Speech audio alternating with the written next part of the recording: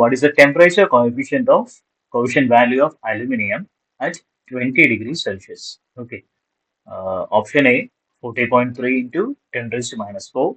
Option B 40.3 into 10 raised to minus 3. Option C 40.3 into 10 raised to minus 2. And option D 40.3 into 10 raised to minus 5. Okay. So ആൻസറിലേക്ക് പോകുന്നതിന് മുമ്പായിട്ട് നമുക്ക് temperature coefficient എന്താണെന്ന് നോക്കാം. Okay, so what is temperature coefficient?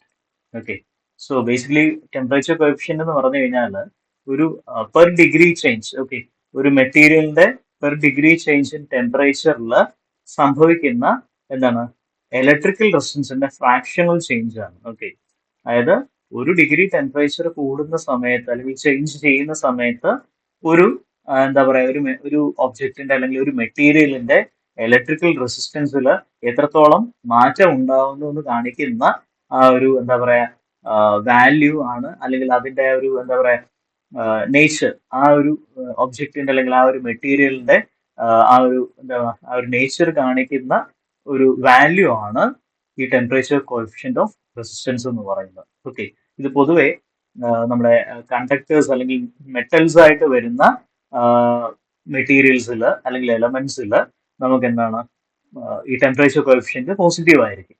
അതേപോലെ ഇൻസുലേറ്റേഴ്സിനും semi കണ്ടക്ടേഴ്സിനും വരുമ്പോഴത്തേക്കും ഈ value എന്ന് പറയുന്നത് നെഗറ്റീവ് ആയിരിക്കും. ഓക്കെ, സെമി കണ്ടക്ടേഴ്സിനും ഇൻസുലേറ്റേഴ്സിനും അത് നെഗറ്റീവ് വാല്യൂ ആയിരിക്കും. മെറ്റൽസ് അല്ലെങ്കിൽ കണ്ടക്ടേഴ്സിന് അത് പോസിറ്റീവ് ആയിരിക്കും. ഓക്കെ, ആൻഡ് നമുക്ക് ചില അലോയ്സ്, മാഗ്നീനിയം പോലുള്ള ചില അലോയ്സിന് ഇതിന്റെ എന്താ പറയാ ടെമ്പറേച്ചർ കോഎഫിഷ്യന്റ് എന്ന് പറയുന്നത് 0 ആവാം. ഓക്കെ, സോ ഇതാണ് ഒരു ടെമ്പറേച്ചർ കോഎഫിഷ്യന്റ് കൊണ്ട് നമ്മൾ ഉദ്ദേശിക്കുന്നത്. ഇനി ആൻസർ എന്താണെന്നുള്ളത് നമുക്ക് നോക്കാം. ഓക്കെ,